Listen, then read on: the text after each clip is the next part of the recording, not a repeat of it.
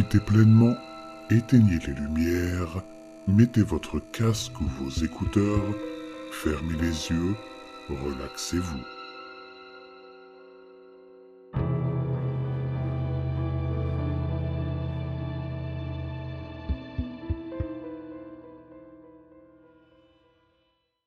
Thomas, il faut que tu arrêtes ça. Je sais que tu es bouleversé, que tu as même perdu la tête à cause du chagrin, mais ce n'est pas la solution. Depuis mon bref coup de fil surprise avec Thomas, j'avais passé 5 heures infernales à attendre à l'aéroport, à attendre dans l'avion, à attendre une voiture de location, puis à conduire aussi vite que possible pour me rendre à la maison de Karim à l'extérieur d'Austin. Je ne pensais pas qu'il lui ferait du mal, mais je ne pensais pas non plus qu'il l'attacherait. Quand j'ai frappé à sa porte, il a répondu immédiatement. Et bien que je puisse dire qu'il avait pleuré, il avait l'air étrangement heureux de voir mon visage. Il a même voulu me serrer dans ses bras avant de se rappeler qu'il tenait un petit revolver dans sa main droite. Avec un haussement d'épaule embarrassé, il m'a fait signe d'entrer. Lorsque je suis entré dans la maison, j'ai dépassé Thomas et j'ai commencé à appeler Karim. Il a répondu en criant et je l'ai trouvé allongé sur le lit de sa chambre, les chevilles et les poignets attachés par une fine corde jaune. Je l'ai détaché tout de suite, sachant que Thomas était dans mon dos avec une arme, mais je m'en fichais. Une fois que j'ai su qu'il allait bien, je me suis tourné vers Thomas, qui nous a demandé de venir nous asseoir sur le canapé du salon. C'est là que j'ai commencé à essayer de le faire reculer du bord où il se trouvait. Mais en regardant mon ami, ses yeux lestés d'un dur glacis de folie, mon cœur a sombré lorsque j'ai réalisé que je n'allais pas pouvoir le raisonner. « Non, Alex, tu te trompes. J'ai bien réfléchi. Nous avons créé cette chose, n'est-ce pas? Et elle est puissante, capable de faire toutes sortes de choses. C'est de la magie. Alors qu'est-ce qui l'empêche de nous aider avec Charlotte? Et pourquoi pas le fait qu'il l'a tuée la semaine dernière? Karim lui lance un grognement. La colère et la peur dans sa voix m'effrayant plus que Thomas. Je devais le faire sortir d'ici. Au moins, il serait en sécurité et je pourrais peut-être calmer Thomas seul. Mais celui-ci ne semblait pas en colère. Il hochait la tête et souriait, comme s'il était patient avec des enfants qui ne comprenaient pas. Je vois ce que tu veux dire et pourquoi tu penses ça. Mais ces dernières nuits, j'ai fait des rêves. Ou plutôt le même rêve à plusieurs reprises. Au début, je pensais que c'était juste le stress et le chagrin. Mais quand c'est arrivé la 3e fois, eh bien j'ai compris que ça devait être le professeur. Il m'envoyait un message. Il me disait ce qu'il pouvait faire. Karim lui lance un regard d'avertissement. Thomas, arrête. Il m'a regardé les yeux inquiets et m'a dit « Tu te souviens d'une fille qui s'appelait Alicia? Oui, je sais, je viens de chez ma mère. Ça ne s'est pas bien passé, mais elle m'a parlé de ma petite sœur, Alicia. J'ai passé les dernières heures à me souvenir de plus en plus d'elle. J'ai senti que je m'étranglais à nouveau et j'ai repoussé mes paroles, me tournant à nouveau vers Thomas. Alors, qu'est-ce que tu as vu dans ton rêve qui te fait penser que le professeur va t'aider? Qu'est-ce que Karim ne veut pas que tu me dises? » Thomas sourit largement. Ses yeux brillent dans leur creux. Il avait l'air d'avoir 10 ans de plus qu'après l'enterrement de Charlotte. Et je me demandais un instant quand il avait eu un sommeil réparateur pour la dernière fois. Sa voix et ses mouvements avaient une saccade inquiétante, comme si un cadavre dansait sur un courant électrique. J'ai étouffé un frisson à cette idée tout en essayant d'écouter. J'ai flotté dans l'ancien gymnase de Stonebrook. Je flottais au-delà du sol et je descendais dans cette vieille piscine. Tu ne te souviens pas quand nous étions dans cette piscine, n'est-ce pas, Alex? Ce n'est pas grave. Mais j'étais là, et je sentais le vieux professeur avec moi. Mais je n'avais pas peur. J'étais heureux. C'était comme revoir un vieil ami. Sauf que je ne le voyais pas très bien, bien sûr, et qu'il ressemblait toujours à des choses différentes. Puis j'ai entendu quelque chose bouger dans l'ombre de la piscine, dans cette eau malodorante, dans l'obscurité. C'était drôle, je pouvais voir en bas, mais je ne pouvais pas voir non plus. Je ne voyais pas tout. Ce n'est que lorsqu'elle a commencé à flotter au milieu de la piscine que j'ai vu clairement ce que c'était. C'était Alicia, adulte, ou du moins beaucoup plus grande que lorsque nous l'avons perdue. Et elle était vivante. Je ne sais pas comment, mais elle était vivante dans l'obscurité. Je l'ai vue me regarder et... elle a souri, je crois. Réfléchis, Alex. Si ça peut la garder en vie tout ce temps, ça peut ramener Charlotte. J'avais l'impression que c'était ce qu'il me disait. Il s'arrêta brusquement de parler, me fixant comme s'il attendait à ce que ses paroles aient répondu à toutes les questions et résolu tous les conflits. « C'est complètement fou, Thomas, c'est impossible !» Je me suis levé, et il a levé son arme à demi-mot, mais je l'ai ignoré. « Si c'est le professeur qui t'a contacté, que ce n'est pas juste un rêve, il n'essayait pas de t'aider, il essayait de nous piéger. Il a tué Quentin, tu le sais, tu le savais. Il l'a écrasé contre le plafond d'un parking comme un putain de cafard. C'est ton pote, le professeur. C'est lui que tu préfères à tes putains de meilleurs amis. » Je me tenais maintenant au-dessus de lui et ses lèvres tremblaient tandis que des larmes commençaient à remplir ses yeux. J'entendis Karim se mettre à pleurer doucement derrière moi à la nouvelle de Quentin, mais je gardais mon regard sur Thomas pour le moment alors qu'il luttait pour parler. Nous devons juste essayer, d'accord ? Il faut que le professeur s'assoie sur notre poitrine, n'importe lequel d'entre nous. Lui parler. Même si j'ai tort ou si je suis fou, nous devons essayer de lui parler, d'accord ? Découvrir pourquoi il nous tue. J'ai tendu le bras et lui ai arraché l'arme sans résistance. « Je ne sais même pas de quoi tu parles. S'asseoir sur notre poitrine ? Mais qu'est-ce que ça veut dire, bordel ?» J'ai reporté mon regard sur Karim qui avait un air hanté sur son visage baigné de larmes. « Et toi, tu le sais ?» Il a hoché lentement la tête. « Oui, je le sais, mais je pense que c'est une mauvaise idée, si tant est que ça puisse marcher maintenant. » Thomas a regardé au-delà de moi, vers lui. Ça marcherait. Ça marcherait s'il était là.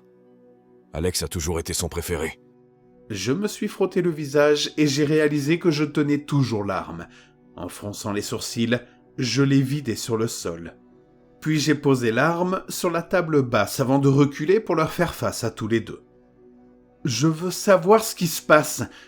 Karim, je pense que tu devrais partir. Thomas et moi, on peut le faire. Je sens que je peux m'occuper du professeur tout seul. » Non, je ne te laisse pas. Sans vouloir t'offenser, Thomas, je n'ai aucune confiance en toi pour le moment. Et tu es trop bouleversé pour tout lui dire de toute façon. Thomas pleurait doucement, la tête enfouie dans une de ses mains. Je sais que tu as raison. Tu as raison. Je suis dans la merde. Mais s'il te plaît, dis-lui. Peut-être qu'il comprendra si on lui raconte la suite. Il a relevé brièvement la tête, les yeux complètement rouges. Je suis vraiment désolé. Je ne vous aurais jamais fait de mal. C'est juste que j'ai tellement peur et que je suis si seul. Je me suis accroupi à côté de sa chaise et j'ai mis ma main sur son épaule. On a tous peur, mec, mais tu n'es pas le seul. Raconte-moi le reste et on trouvera une solution, d'accord ? Il a acquiescé et je me suis levé à nouveau pour aller m'asseoir à côté de Karim. Karim était effrayé, épuisé, terriblement triste. Thomas a ensuite passé des heures à m'expliquer ce qui s'était passé, dans les moindres détails. Voici tout ce qu'il m'a raconté. Quand nous étions en 4e, les 6 de Stonebrook dirigeaient pratiquement tout le collège. Nous n'intimidions personne, mais l'étrange combinaison de peur et de mystère qui nous entourait était un puissant mélange. Nous étions populaires sans essayer, du moins en apparence. Et c'est tout ce qui comptait parce que, comme toujours, nous ne voulions traîner qu'avec les autres de toute façon. Lorsque nous sommes arrivés en 3e, les choses ont d'abord été différentes. Bien que nous partagions le même bâtiment principal et le même campus, il existait un fossé social assez marqué entre les deux écoles de Stonebrook, et nous passions du statut d'élèves les plus âgés du collège à celui de simples étudiants de première année. Cela signifiait des enfants plus âgés, des professeurs différents, et plus de temps passé depuis les derniers signes tangibles du professeur. Les gens aiment oublier les choses qui ne leur conviennent pas. Ils utilisent le temps et l'élasticité de la mémoire pour poncer les aspérités du passé, et les choses qui sont trop dures pour être remodelées sont rangées dans un coin moisi de leur esprit. Le professeur, aussi convaincant soit-il à certains égards, était une pensée inconfortable. Et comme toute pensée inconfortable, elle a passé un certain temps à marcher sur le fil du rasoir de la conscience collective et individuelle des habitants de la ville. D'un côté, l'oubli éventuel de la rationalisation et de l'explication. De l'autre, la même négligence et la même mort poussiéreuse que pour les souvenirs d'enfance et les passés désagréables. Pendant la majeure partie de notre année de 3e, je pense que le professeur a oscillé entre ces deux types de morts, et son équilibre sur la lame s'est affaibli de jour en jour. Si nous l'avions laissé tranquille, il aurait pu disparaître définitivement cette année-là. Mais nous ne l'avons pas fait. Nous ne voulions pas que le professeur meure, et je ne pense pas que nous avons tous senti qu'il avait besoin de notre aide pour survivre. Sans plan ni coordination, nous avons tous recommencé à parler du professeur dans notre refuge souterrain. Je veux dire que nous en avions toujours un peu parlé, même si ce n'était que pour plaisanter ou faire une allusion en passant. Mais dès le printemps de notre première année, nous avons recommencé à en parler régulièrement, le souffle de nos paroles ravivant les braises. C'est en grande partie de la faute de Thomas. Il avait pris l'initiative de faire des recherches sur différents mythes et légendes, en particulier sur les créatures magiques qui semblaient similaires à notre professeur. C'est ainsi que je me suis retrouvé à lire sur les tulpas et en parler au groupe.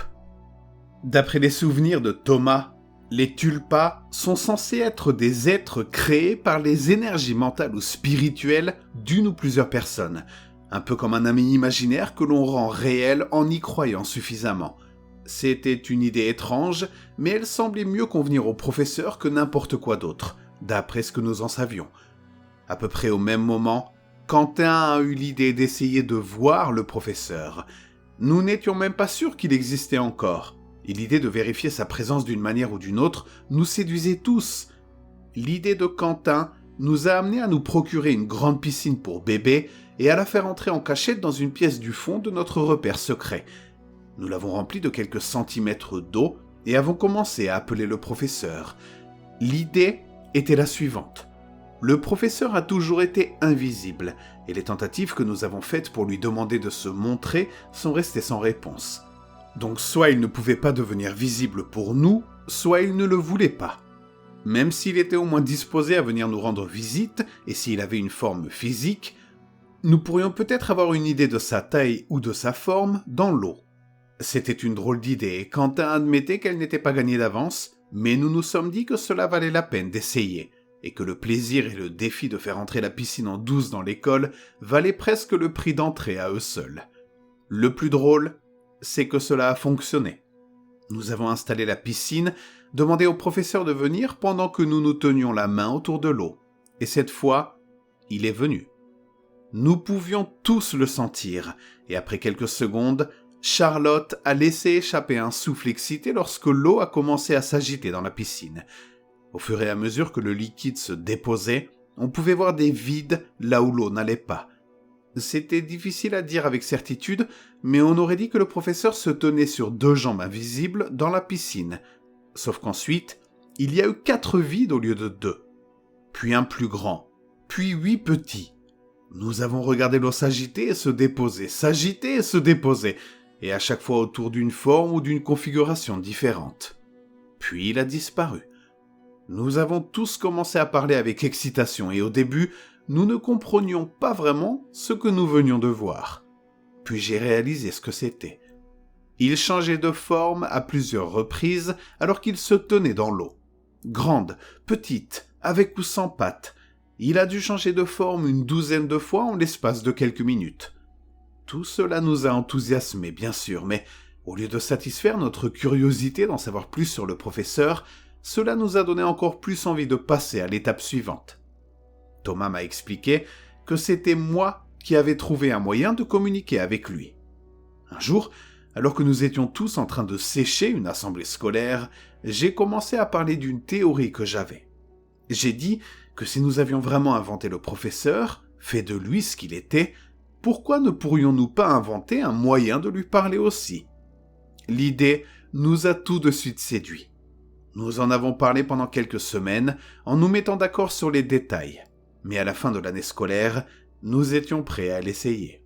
Le résultat final était très simple, en partie parce qu'il peut être difficile d'inventer des rituels, et en partie parce que je pense que nous avons instinctivement éliminé les éléments qui ne fonctionnaient pas. Je comprends que c'est contraire à l'idée de base sur laquelle nous travaillions.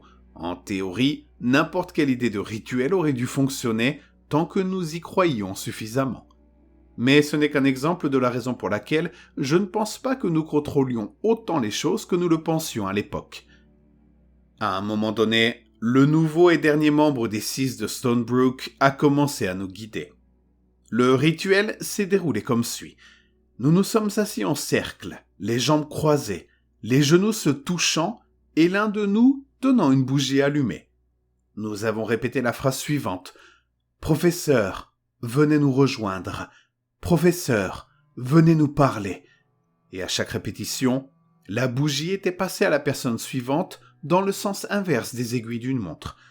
Si la flamme de la bougie devenait verte, cela signifiait que le professeur était présent et qu'il était prêt à nous parler.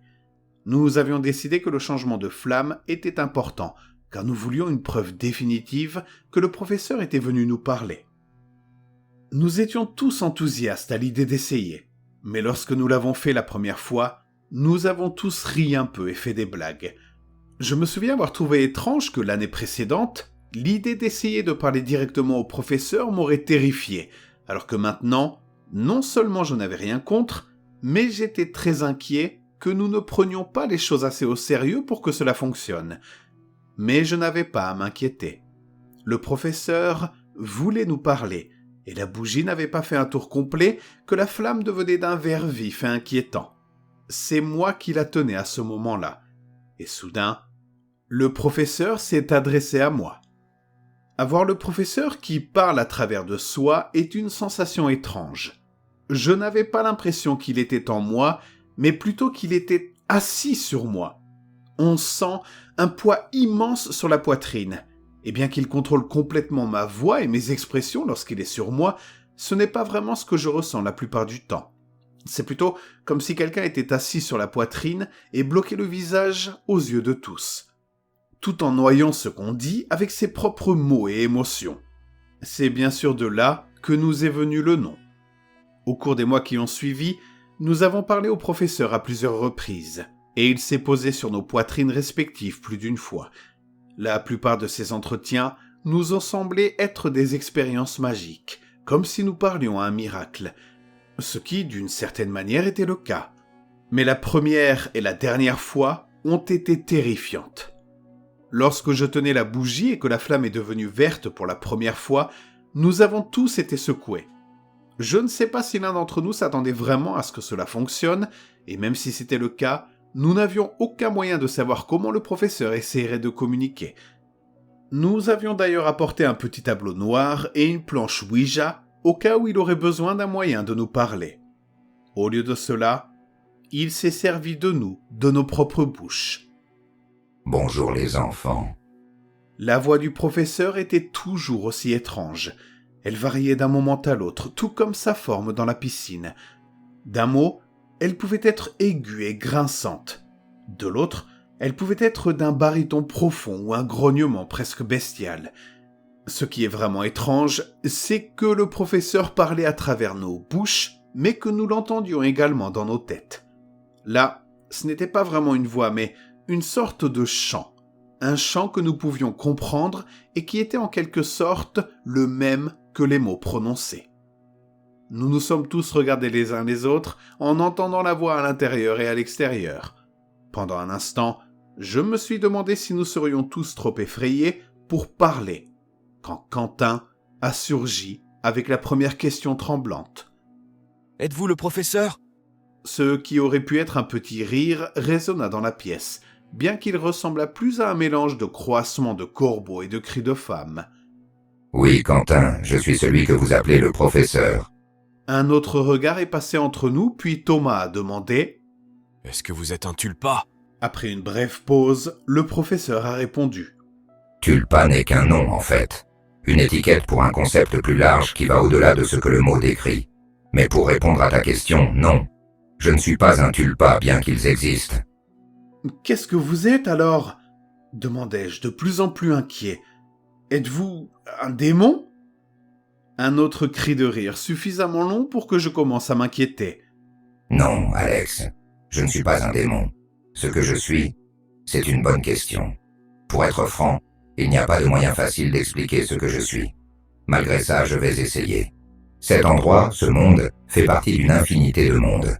Des dimensions alternatives, pourrait-on dire. Et selon une certaine façon de penser, ces mondes infinis se trouvent au centre d'une plus grande étendue de réalité. Le professeur tourne son regard vers Charlotte. Tu te souviens de la fois où Alex et toi avez ouvert la balle de baseball? Charlotte a hoché la tête avec véhémence, les yeux écarquillés. C'est un peu comme ça. Si ces mondes infinis sont le noyau, la couche suivante est celle des 7 royaumes. Je ne sais pas tout et je ne connais pas tous les royaumes. L'enfer en est un, les terres de la nuit en sont un autre.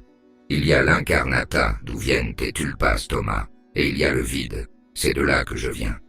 Quentin se pencha en avant, l'air pensif. Le vide? Qu'est-ce que c'est? Y a-t-il d'autres personnes comme vous? Le professeur secoue la tête.